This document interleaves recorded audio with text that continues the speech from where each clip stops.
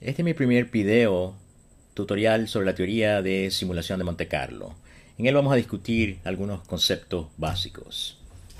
En un libro extraordinario que se llama El defecto de los promedios, Sam Savage, el autor, explica los riesgos que existen de ignorar la incertidumbre y la variabilidad en el mundo real. Savage se burla de una sociedad en la que estamos obsesionados por proveer siempre un solo número para caracterizar un proceso. En estadística, si queremos resumir una distribución con un solo número, usamos alguna métrica de tendencia central como la media o el promedio o la mediana. Pero esto, de acuerdo a Savage, conlleva peligros importantes que son detallados en caso tras caso en su libro. La caricatura que tiene enfrente ilustra genialmente estos peligros. Savage cuenta la historia de un licenciado de estadística que se ahoga en un río que era en promedio 3 pies de hondo, pero que realmente era un pie de hondo en la mayor parte del río y 12 pies de hondo donde se ahoga el profesor de estadística. El uso de simulación de Monte Carlo, que es el objeto de estos videos, es uno de los métodos para evitar ese peligro. ¿Qué vamos a hacer en esta presentación? Vamos a definir lo que es simulación de Monte Carlo, vamos a hablar de los integrantes, de los componentes, de los elementos de una simulación de Monte Carlo y lo vamos a explicar los componentes en el contexto de un par de ejemplos sencillos. Uno, un juego de azar con dados, y otro, el concepto de apalancamiento o endeudamiento en inversión.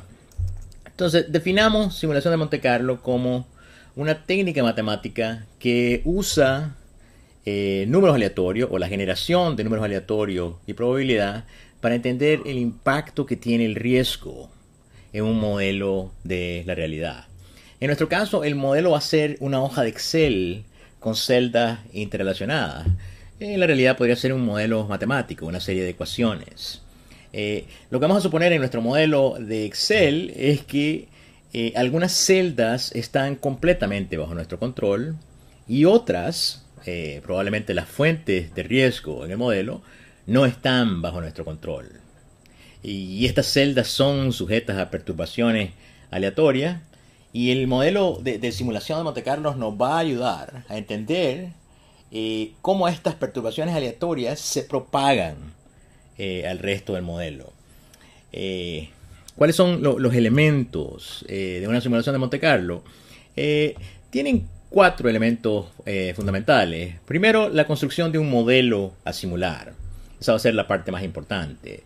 Segundo, la identificación dentro de ese modelo de las variables insumos, la variable input, las variables aleatorias del modelo y la variable salida, la variable output dentro del modelo. El tercer paso o elemento va a ser el correr la simulación propiamente dicha y el último paso va a ser, basado en los resultados de la simulación, tomar una decisión. Veamos los distintos elementos uno por uno. El primer elemento es el modelo a simular. Como les digo, este es el elemento más importante de una simulación. Y puede ser fácilmente el paso que represente el mayor desafío para ustedes. Un modelo a simular puede ser una hoja de Excel con unas cuantas celdas y un par de relaciones, como los ejemplos que voy a discutir al final de este video. O puede involucrar realmente centenas de celdas atadas por complejas interrelaciones que incluya varias hojas, que incluya varias pestañas de la hoja de Excel. Ejemplos clásicos de modelos a simular. En finanzas, uno de los primeros que se analizan es un modelo de flujos de un proyecto. Las celdas contienen información sobre ingresos futuros, sobre precios, sobre cantidades vendidas, sobre costos, sobre utilidades. Y nosotros queremos estudiar el impacto del riesgo o la incertidumbre sobre esos flujos. Otro ejemplo realmente en política es la consolidación de encuestas de opinión política o de intención de voto. Vamos a hacer un caso sobre esto en el curso. El segundo elemento o el segundo componente de una simulación de Monte Carlo es la definición de insumos y salidas, inputs y outputs dentro del modelo. Así que una vez que hemos creado el modelo, una vez que tenemos la hoja de Excel con todas las celdas relacionadas o conectadas apropiadamente, podemos clasificar todas esas celdas de ese modelo como perteneciendo a tres diferentes grupos. Las variables de decisión, que son variables sobre las que tenemos pleno control, que podemos cambiar a nuestro antojo. Las variables sobre las que no tenemos ningún control, a esas vamos a llamar variables aleatorias o variables insumo. Y por último, las variables salida o variables resultados, que son celdas que siempre contienen fórmulas que las atan a otra celda y que de alguna manera resumen qué pasa en todo el modelo, qué pasa en el proyecto, por ejemplo, en el caso de la evaluación del proyecto financiero. Para las variables que no controlamos, para las variables aleatorias del modelo, para las variables insumos, para correr una simulación de Monte Carlo tenemos que describir el comportamiento de estas variables. Y a veces vamos a tener que investigar ese comportamiento, porque lo que queremos es describir ese comportamiento mediante una función de distribución. La mejor descripción de una variable aleatoria es su función de distribución. Por eso, por ejemplo, a veces vamos a decir que las ventas de una compañía en una semana dada, por ejemplo, están distribuidas normalmente. O sea, la distribución normal las caracteriza. Y vamos a averiguar cuál es la media, cuál es la desviación estándar para caracterizar esa distribución. Podemos decir que la participación de mercado de nuestra compañía está caracterizada por una variable aleatoria que tiene una distribución beta, por ejemplo, que tiene la característica de ser una proporción, siempre está entre 0 y 1.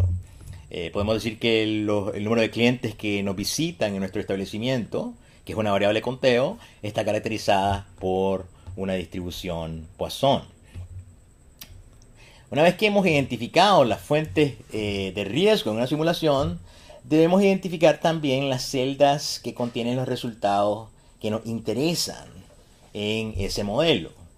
En el ejemplo de la evaluación del proyecto financiero, esta métrica, estas pueden ser métricas de desempeño como el BAN o el TIR.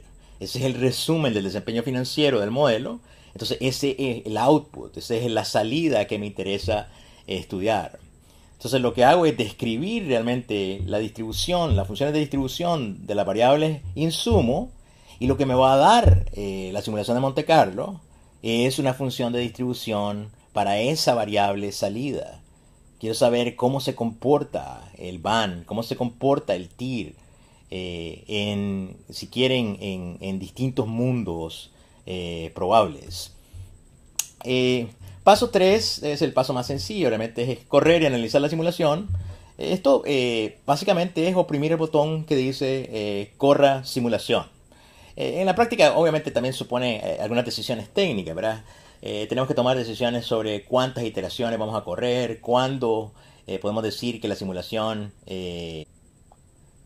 cuándo podemos decir que hemos alcanzado convergencia en la simulación, qué estadísticos, medias, desviaciones estándar, percentiles y qué gráficos, histogramas, ojivas y diagramas de tornado vamos a reportar para resumir lo que ocurrió en toda la simulación. Y una vez que corrimos la simulación, probablemente vamos a querer hacer un análisis de sensibilidad. Todo modelo involucra un conjunto de supuestos que hacemos. Y hay que examinar realmente la validez de estos supuestos. Hay que ver qué pasa si variamos el valor de alguno de esos supuestos, si cambia el resultado de nuestra simulación. Y por último, el último paso realmente es tomar una decisión. Recuerden que la razón por la que corremos una simulación de Monte Carlo, en la mayor parte de los casos, es porque queremos entender los riesgos asociados con una situación de negocio, porque queremos tomar una decisión y queremos tomar una decisión informada. Queremos estar enterados de los riesgos para poder tomar una decisión.